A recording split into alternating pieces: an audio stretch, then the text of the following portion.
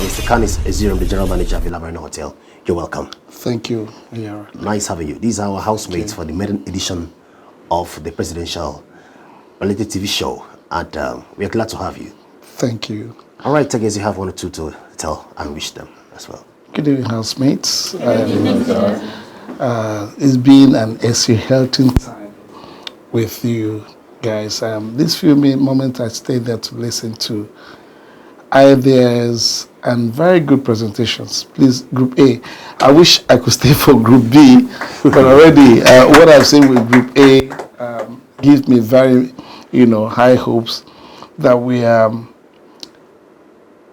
molding and guiding young men and women with very substantial idea quotient that will probably become the president of this nation one day, someday. And I want to thank the organizers. For me, why it was important for me to come, because I've seen a lot of reality shows. I'm not going to demarcate anyone, I've seen a lot of reality shows. But this one, the content is superb. It has all the other shows that I have seen, and we have been very popular, and all that has only appealed to the prurient side of life, and everybody.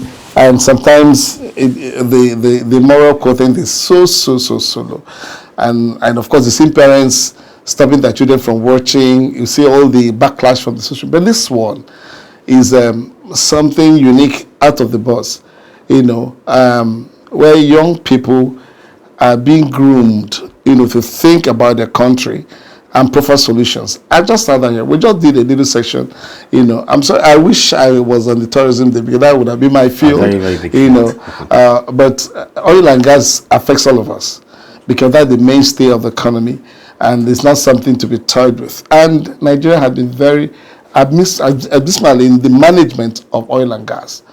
We've gotten it all wrong from the beginning. How can we have a refinery that goes through our turnaround maintenance 3 times in 2 years, and then we're not even producing a single drop of oil? It's an aberration. It's not something that makes us, it looks as if we're foolish. We take crude and transport it to Russia and US and China, and then buy the finished product from the same point at the very exorbitant price. And then you have this scam they call oil subsidy that's making some people millionaires at the detriment of the promises. And the availability of it is that's the worst way. You can't even get it. I know how much I buy fuel to power the house every day. And it's been known that with 3 refineries that are comatose, none are working. And we still have a budget that calls NNPC that draws so much from the national budget, and it's unaccountable. I don't even know how do you place it? And unfortunately, and I'm not going to talk about government, the cronyism around the oil sector is so shameful that in a parastatal, as much as NNPC and other subsectors than that, you only find a microcosm of one.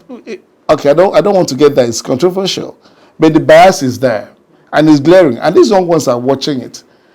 I pray that none of us will grow, with that kind of tendency, because we are supposed to be a country, a nation of diverse people, of diverse ethnicities and all that. And we don't have to lord it over anyone. If you want peace, if you want it, that's why you were saying about the Niger Delta having uprising, the youth, blocking oil and all that. Because I love this joke. They said the promises have been so much in the pipeline, because every time they say, oh, we are going to everything in the pipeline. So they now have to go break the pipeline to get if they can get the promises that have been in that pipeline for so long. Just like the same thing, they say everything is earmarked until you want to see earmark. People don't want to hear earmark again, because they have marked this for so long. So I'm really, really very happy. I'm proud of all the presenters. The eloquence, the fluency, then the trove of ideas and history that I've heard shows that these ones, and any of you can actually win the coveted crown. I hope to be here on the last final show, and I know any of you can, And I also like the complexity of the people that have come. I've said from Kaduna, from Ebonyi, from Cross River, and Imo State. There's any Imo? Kaduna and Kano. Okay, yeah. And Abia State. Why is there no Imo person now? We have oil at least in a little bit. That should have been, that's my state, so I would have loved to see, an Imo person. I think we belong to the oil community. Yes, Niger Delta. Yes. So the complexity is very much. That means this medium project, has really had a pan-Nigerian, flavor, and that is good for us because we're coquetting. These young ones we not have, we not ordinarily would have met, but for this program, and of course there'll be pockets of friendship. After staying as inmates, you would have actually demystified some people don't really know about Akwa Ibom. They don't really know. Like I had my young friend call it Ekpan Koko. I'd say even as an Igbo, I know it's Ekpan Koko. And I had the same experience. What I say it true. I saw it the first time I saw Ekpan Koko. That was far back in Port Harcourt. My now wife brought it, and it looked like let me be very decent. We're on TV, national TV, so I won't call it what it looks like. But I can tell you, after the first bite, I become a devotee of Ekpan Koko, and I can easily tell you when people ask me, "How do you know the language?" I said, "I've eaten enough Ekpan Koko." It's a very wonderful delicacy, and our hotel we offer it. I'm sure. If you eat in my hotel, it won't throw up. It won't throw up. Bam bam, that's right. It won't throw up. It tastes better than a wedu and a egbegeri soup. So I just like the camaraderie I've seen. The friendships have been formed, and above all, the rich content, the idea content, that has transfers all your episodes. You've been touching national issues, topical issues that will help, our young ones have that sense of patriotism, sense of leadership. I can tell you, I'm not sure after going through your studies and researching on these topics that you would have left to, perhaps one of you will major one day, a chairman of NNPC. After criticizing it, you not join the bandwagon. I'm sure you will do something better. You will provide ideas that will be better, and that is what we are looking forward to. We're on the cusp of new election, and of course the permutations are all around. You are seeing the fever growing.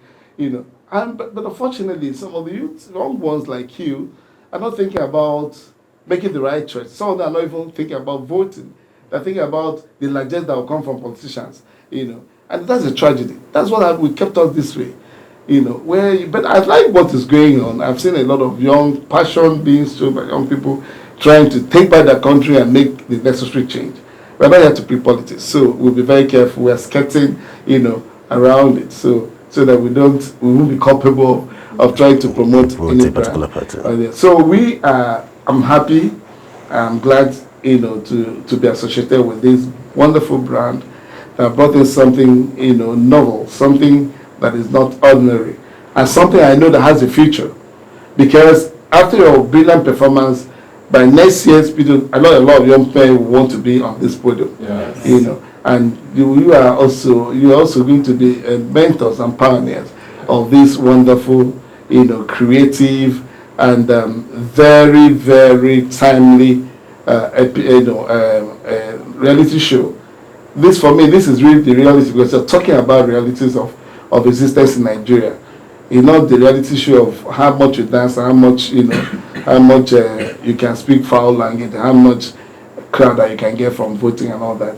It's about rich content, and I've seen it here. In the few minutes I've stayed there, I've actually learned a lot. I didn't know. I thought if you asked me of the cough, I would say oil was first produced in Olobiri. That would be my first. So I was very shocked that somebody was thinking about Ondo State. For me, it's a knowledge that I've picked. There was even an attempt before in far Ondo State before Olobiri. But unfortunately, there's nobody who could have. I didn't know, and I pride myself of or be very knowledgeable. But in fact, I have learned, from a few moments here that, that this is actually the real history. A history that is not told after a time becomes extinct, and that's probably what happened to that. Thank you for unearthing that, zooming it from the archives of history, for our consumption. A lot of people would be, encouraged to know that, we are, so sometimes when all those states were not in the oil producing states, and luckily, I think there have been some little discoveries and they have come back in it.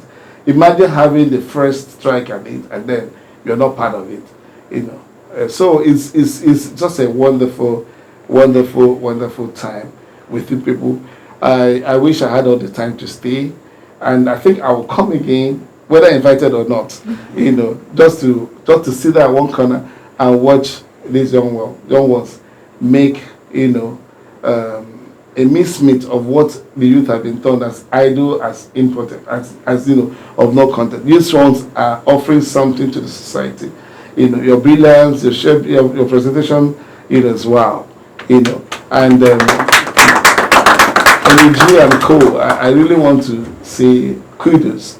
Of course, you have a very brilliant, anchorman. He do those resilience. I give it to him anytime. His voice is golden, and he understands the dynamics of his profession. And I'm sure he has impacted so much on all of us. And you go back, knowing more about Nigeria, knowing more about the problems that Nigeria is facing, and the one thing that not knowing about it, sometimes we bemoan so much, but we don't prefer solutions. But I'm glad that as you're talking, you're bringing you're proposing solutions that will make any sector that you're talking about good. There are more problems across almost all the sectors. Not only the manufacturing sector is comatose, the power sector is in shambles, the agriculture is non-existent, despite all the votes and all that. So then of course the education sector is lying, imagine students being on strike for more than 6 months, getting to a year and we're still talking about, so I would have thought that they will suspend the election and solve ASU's problem. Because who are you governing? These young ones that have lost hope in their faith. But I'm happy that what we are doing here is raising leaders. The president, the leadership. I can actually sum it as leadership, an advanced leadership course for each and every one of us. It can't be a president without being a leader. Unless you want to be a dictator and those who shoot themselves into power. But if you want to go through the democratic process of presenting yourself, you must have ideas, you must have solutions at your power. And that's what attracts the fellowship that will give you that honor to be a leader. And I'm sure this leadership school I think it's very better than business. No, let me not call Lagos Business School. Lagos Business School. Sorry, because this one you're looking at practical. They're not just doing theory. They're thinking about practical knowledge. And I like the team spirit you also have noticed.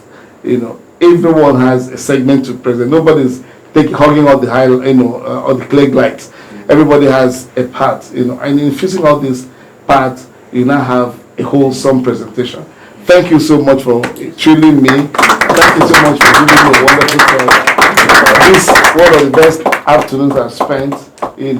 I wish you all luck, and I want to say, may the best emerge. The president. Thank you very much.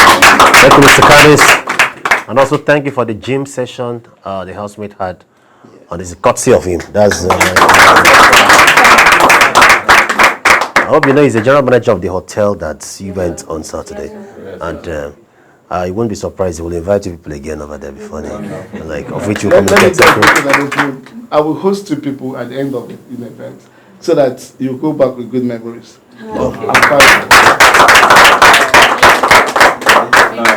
All right, thank you, Mr. Kanis. All right, it was nice having you. So, thank you. Stop by. Bye bye.